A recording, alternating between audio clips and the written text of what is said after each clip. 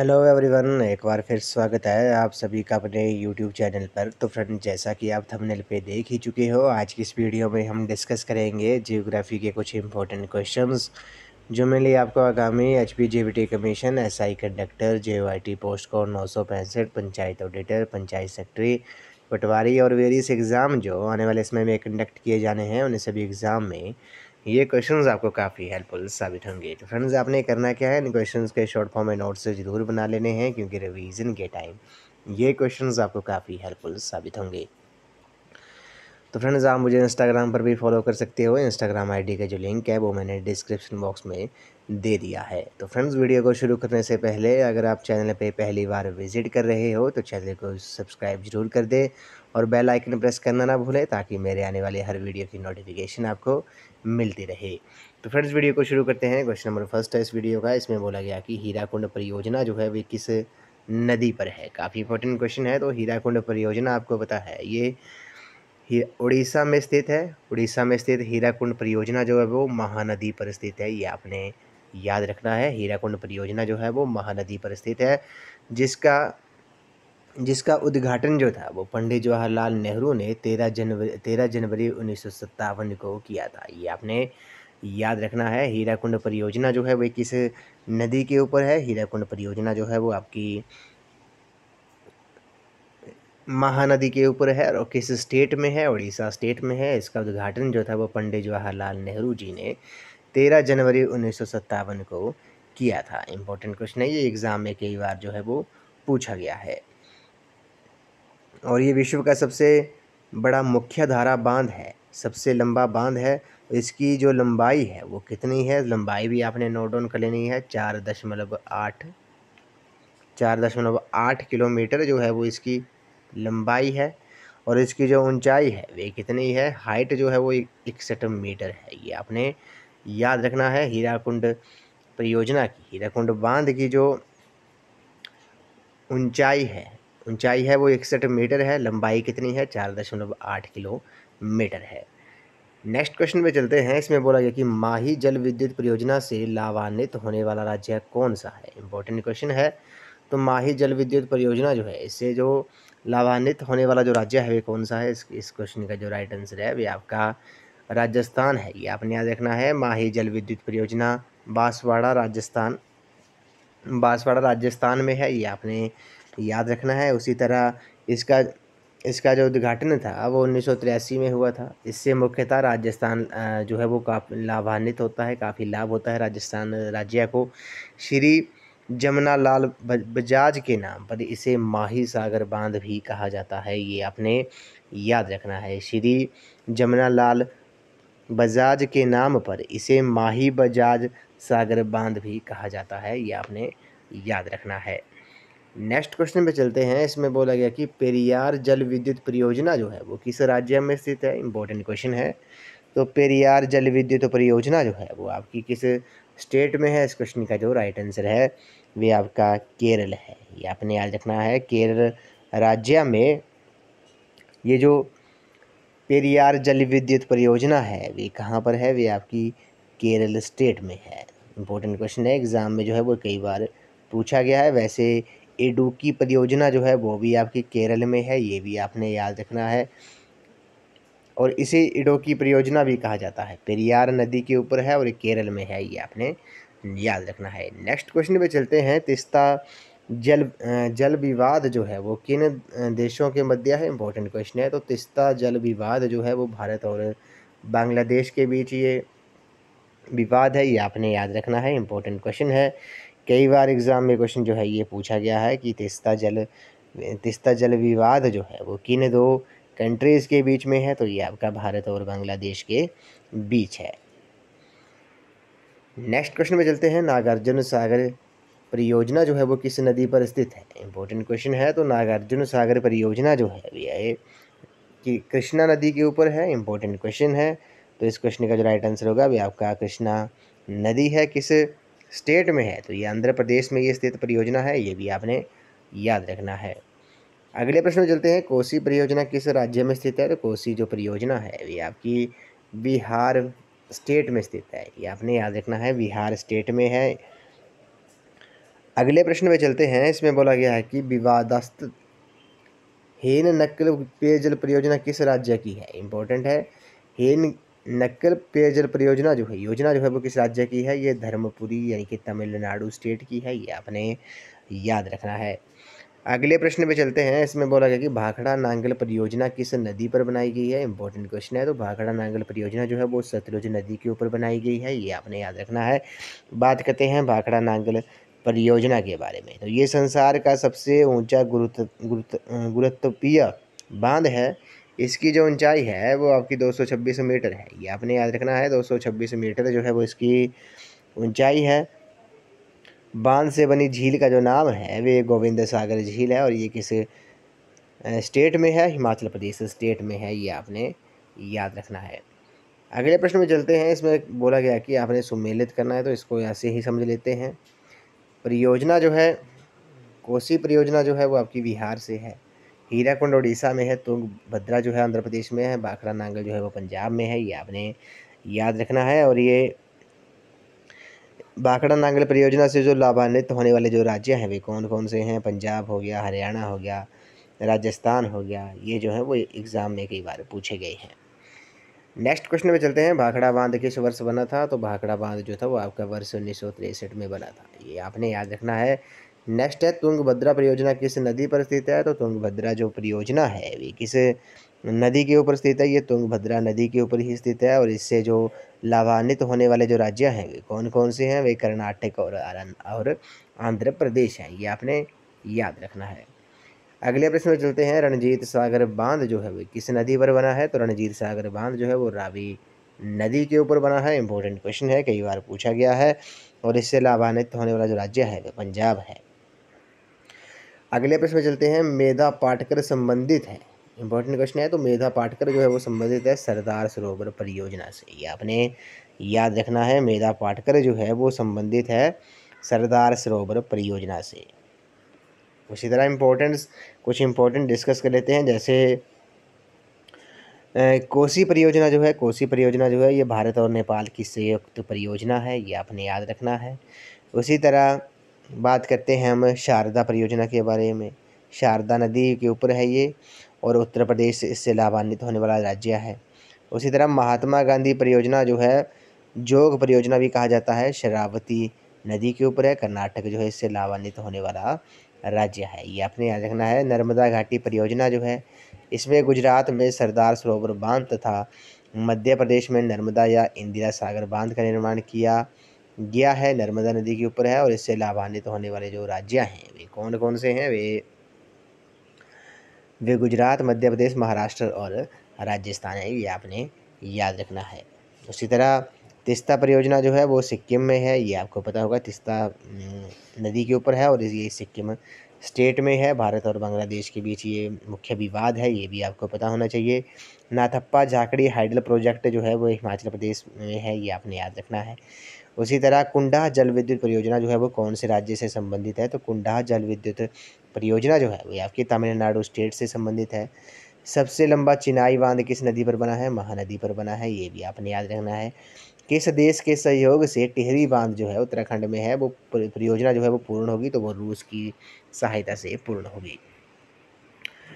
Next question में चलते हैं। इसमें बोला गया है कि काजीरंगा टाइगर रिजर्व जो है वो भारत के किस राज्य में स्थित है। इंपॉर्टेंट क्वेश्चन है। तो काजीरंगा टाइगर रिजर्व जो है वे भारत के किस स्टेट में स्थित है। तो इस क्वेश्चन का जो राइट आंसर है वह आपका असम जो है इस क्वेश्चन का राइट आंसर है। काजीरंगा टाइगर रिजर्व जो है वो असम में स्थित है।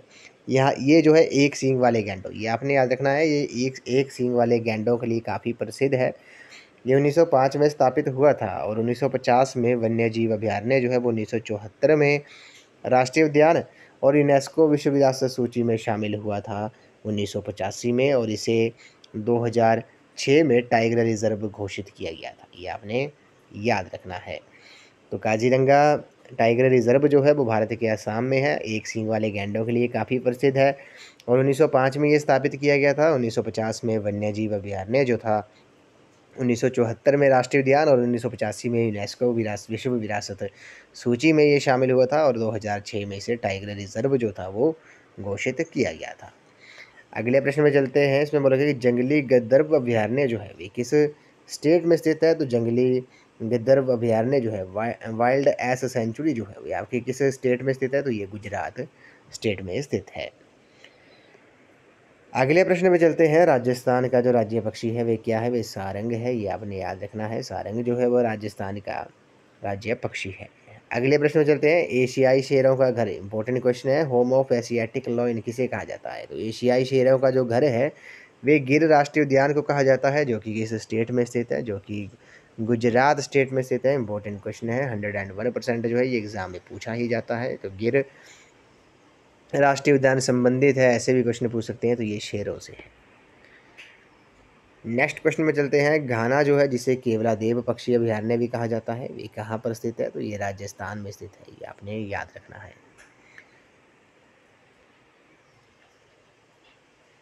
अगले प्रश्न में चलते हैं। सरिस्का वन्यजीव अभयारण्य जो है वो कहाँ पर स्थित है? तो सरिस्का वन्यजीव अभयारण्य जो है वे अलवर में है, राजस्थान में है, ये भी आपने याद रखना है। इंपॉर्टेंट क्वेश्चन है, कई बार एग्जाम में पूछा गया है।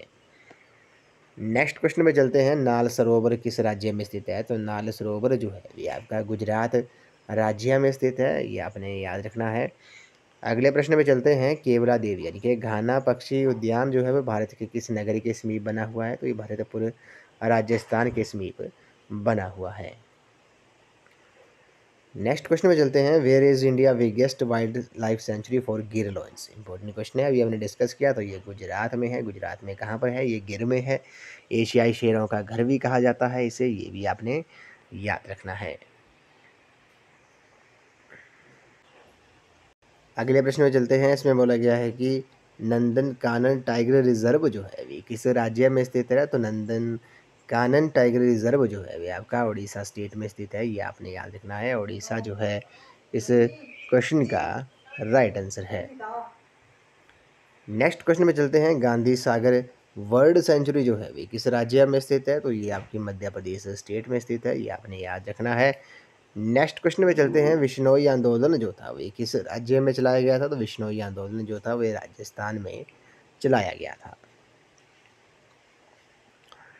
नेक्स्ट क्वेश्चन में चलते हैं। इसमें बोला गया कि in which state does the tropical forest of Silent Valley National Park lie? तो साइलेंट वैली नेशनल पार्क जो है वे किस स्टेट में स्थित है? तो ये आपका केरल स्टेट में स्थित है। इंपॉर्टेंट क्वेश्चन है, ऐसे भी क्वेश्चन में पूछ सकते हैं कि किस स्टेट को साइलेंट वैली के नाम से जाना जाता है? तो साइलेंट वैली जो है वो केरला को ही जाना जाता है, और साइलेंट वैली नेशनल पार्क जो है ये भी आपका केरल स्टेट में ही स्थित है। इंपॉर्टेंट क्वेश्चन है, ये आपने याद रखना है। उसी तरह क्वेश्चन आपसे एग्जाम में पूछ सकते हैं कि असम में ब्रह्मपुत्र नदी के किनारे कौन सा पार्क है? तो ये काजीरंगा पार्क है, ये आपने याद रखना है। उसी तरह क्वेश्चन पूछ सकते हैं कि पंचमढ़ी अभयारण्य जो है वे कहाँ पर है? तो ये आपका मध्य प्रदेश में स्थित है, ये भी आपने याद रखना है। अगले प्रश्न में चलते हैं। इसमें बोला गया कि भारत का पहला नेशनल पार्क कौन सा है? इंपॉर्टेंट क्वेश्चन है। तो भारत का जो पहला नेशनल पार्क है वे आपका जिम कॉर्बेट नेशनल पार्क है। कहाँ पर है? उत्तराखंड में है, नैनीताल में है, ये आपने याद रखना है। ये भारत का पहला नेशनल पार्क है। अब थोड़ा हम कुछ इंपॉर्टेंट फैक्ट हैं जिनको हम डिस्कस कर लेते हैं। जैसे क्षेत्रफल की दृष्टि से भारत का जो सबसे बड़ा बाघ रिजर्व है वो आपका नागार्जुन सागर श्री सेलम आंध्र प्रदेश में स्थित है। क्षेत्रफल की दृष्टि से सबसे छोटा बाघ रिजर्व जो है वो पेंच है, जो महाराष्ट्र में है। विश्व का सर्वाधिक ऊंचाई पर अवस्थित बाघ रिजर्व नामदफा अरुणाचल प्रदेश में है, ये आपने याद रखना है। विश्व का सर्वाधिक ऊंचाई पर अवस्थित जो बाघ रिजर्व है वे आपका नामदफा अरुणाचल प्रदेश में है। भारत का प्रथम राष्ट्रीय उद्यान जिम कॉर्बेट नेशनल पार्क जो है ये आपका उत्तराखंड में है, ये आपने याद रखना है। जिम कॉर्बेट नेशनल पार्क जो है वो भारत का पहला नेशनल पार्क है और उत्तराखंड में है। इसका पुराना नाम था वो हेली नेशनल पार्क था, ये आपने याद रखना है। इसका जो प्राचीन नाम था वे क्या था? वे हेली नेशनल पार्क था, ये आपने नोट डाउन कर लेना है। जिम कॉर्बेट का जो पुराना नाम था वे क्या था? वे हेली नेशनल पार्क था, ठीक है। जिसकी स्थापना जो थी वो 1935 में की गई थी। स्थापना कब की गई थी जिम कॉर्बेट की? ये 1935 में की गई थी, ये भी आपने याद रखना है। उसी तरह देश में सर्वाधिक राष्ट्रीय उद्यान जो हैं वे आपके मध्य प्रदेश स्टेट में हैं। कितने हैं? 11 हैं। इसे टाइगर स्टेट भी कहा जाता है, ये भी आपने याद रखना है। किस स्टेट को टाइगर स्टेट कहा जाता है? मध्य प्रदेश को। देश में सर्वाधिक 94 वन्यजीव अभयारण्य जो है वो अंडमान निकोबार द्वीप समूह में है। भारतीय पक्षी विज्ञानी और प्रकृतिवादी सलीम अली को वर्ल्ड मैन ऑफ इंडिया भी कहा जाता है, ये भी इम्पोर्टेंट फैक्ट है। सलीम अली राष्ट्रीय पार्क जो उद्यान जो है वो जम्मू कश्मीर के श्रीनगर में है, ये आपने याद रखना है। इंदिरा गांधी ने प्रोजेक्ट टाइगर जो था 1973 नामक कार्यक्रम का प्रारंभ किया था। और कैलाश सांखला को टाइगर मैन ऑफ इंडिया कहा जाता है, ये आपने याद रखना है। टाइगर मैन ऑफ इंडिया जो था वो किसे कहा जाता था? वह कैलाश सांखला को कहा जाता था। वर्ल्ड मैन ऑफ इंडिया जो था वो सलीम अली को कहा जाता था, ये भी आपने याद रखना है। अगले प्रश्न में चलते हैं। हजारीबाग वन्यजीव अभयारण्य जो है वे किस राज्य में स्थित है? तो हजारीबाग वन्यजीव अभयारण्य जो है वे आपका झारखंड स्टेट में स्थित है, ये आपने याद रखना है। अगले प्रश्न में चलते हैं। नेक्स्ट क्वेश्चन में बोला गया कि भारत सरकार द्वारा प्रोजेक्ट टाइगर जो था कानून बाघों के संरक्षण हेतु कब लाया गया था? तो ये 1 अप्रैल 1973 को लाया गया था।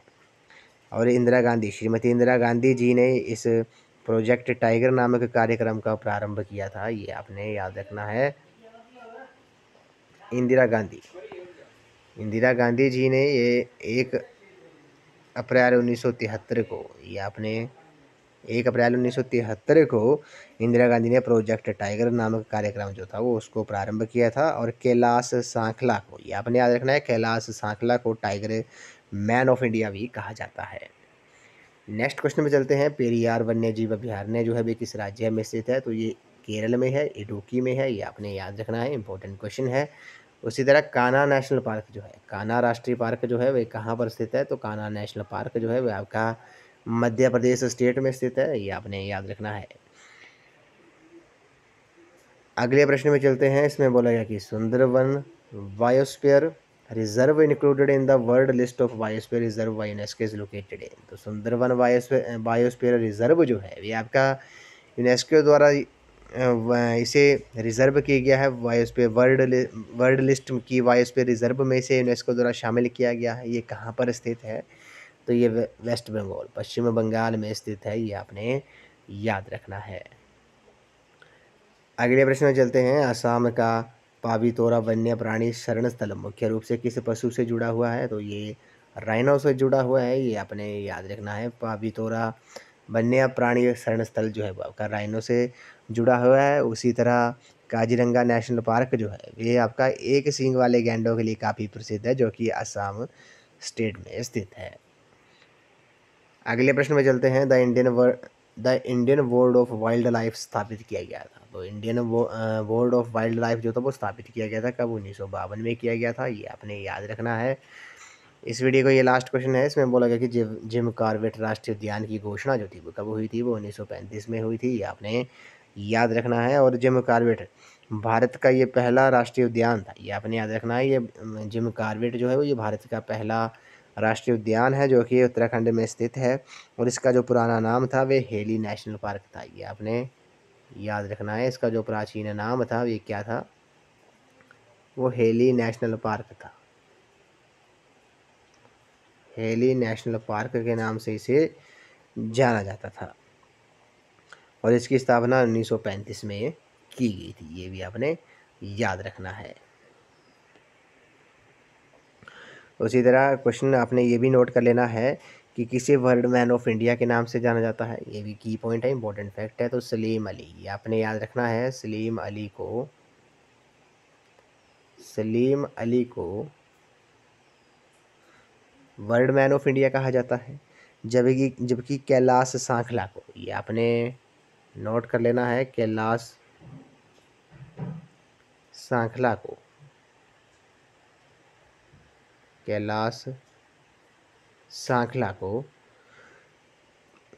टाइगर मैन ऑफ इंडिया कहा जाता है। तो सलीम अली को वर्ल्ड मैन ऑफ इंडिया और कैलाश सांखला को टाइगर मैन ऑफ इंडिया के नाम से जाना जाता है। तो फ्रेंड्स, आज की इस वीडियो में बस इतना ही। आज हमने जियोग्राफी के कुछ इंपॉर्टेंट क्वेश्चन डिस्कस किए, जो मिले आपको आगामी HPJBT commission SI conductor JYT post को 965 पंचायत ऑडिटर पटवारी और वेरियस एग्ज़ाम जो आने वाले समय में कंडक्ट किए जाने हैं, उन सभी एग्ज़ाम में ये क्वेश्चन जो होंगे वो आपको काफ़ी हेल्पफुल साबित होंगे। तो फ्रेंड्स, आई होप आपको ये वीडियो पसंद आई होगी, तो वीडियो को लाइक शेयर एंड कमेंट जरूर कर दें और चैनल को भी सब्सक्राइब कर दें और बेल आइकन प्रेस करना ना भूलें, ताकि मेरे आने वाली हर वीडियो की नोटिफिकेशन आपको मिलती रहे। तो आज की इस वीडियो में बस इतना ही। तो थैंक यू फ्रेंड्स।